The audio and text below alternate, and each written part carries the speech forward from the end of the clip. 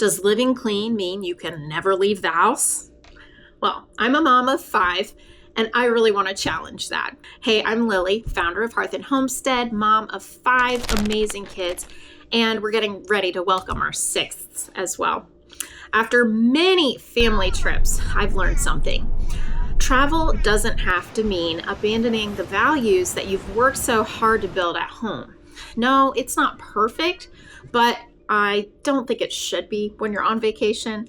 There are a few things that we always do that kind of make traveling simpler, healthier, and a whole lot less stressful. Number 1 is pack the things that matter most.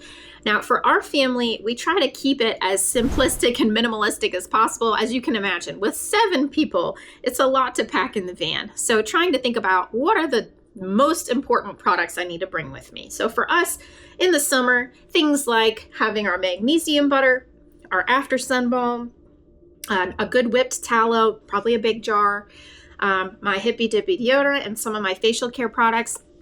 And of course, a few natural soaps are going to be really important. Keep everybody clean on the journey.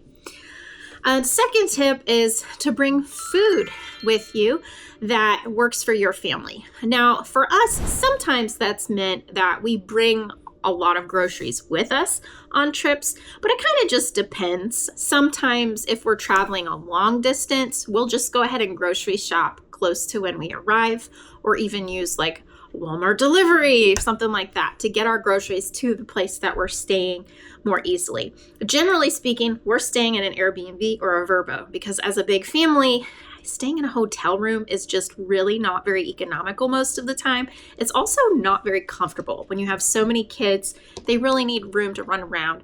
So we've found it actually to be a better cost conservation concept. That was a lot of C's, to stay in an Airbnb. So you'll have a place to wash your clothes. You can make your own food.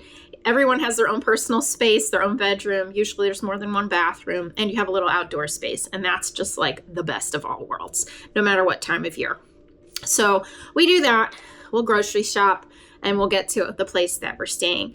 I often will bring from home our own sea salt. Sometimes I'll bring our raw milk with us, depending on how far away we're going. And sometimes I'll also bring my bread that I make. And then if we have supplements like beef liver, cod liver oil, elderberry syrup, things like that, we'll bring a few of those items, but not a lot usually, otherwise it gets too crowded. So tip number 3 is to keep a few familiar routines. And for our kids, a most important routine to try and hold on to is bedtimes and nap times.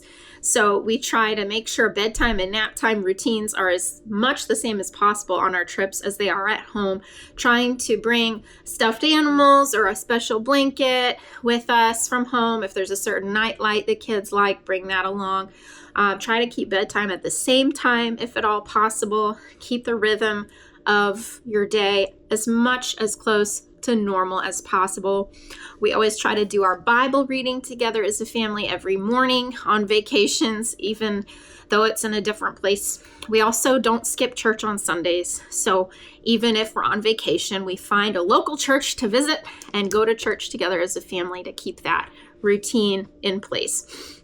All right, the 4th tip I have is just finally to remember that the goal isn't to have a perfect vacation. The goal is to make memories, to relax with your family, to enjoy time together. So yes, eat out at a restaurant once or twice, have a couple treats, go get ice cream.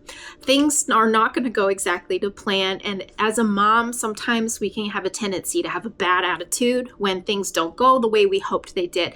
When we arrived at the Airbnb and the sheets are dirty, or when we are halfway down the road and a kid throws up in the car and we're just really upset and irritated because things are not going according to our plan. But sometimes we need to just accept that this is what God has for us right now. This is the plan. This is His plan, not my plan.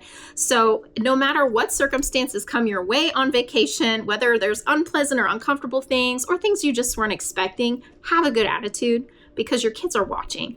Make sure that they can see how you respond to unexpected situations is in a godly way and in a way that they can imitate as well. So that's my most important feedback and thoughts of having 5 kids and 1 on the way. and what we do on vacations.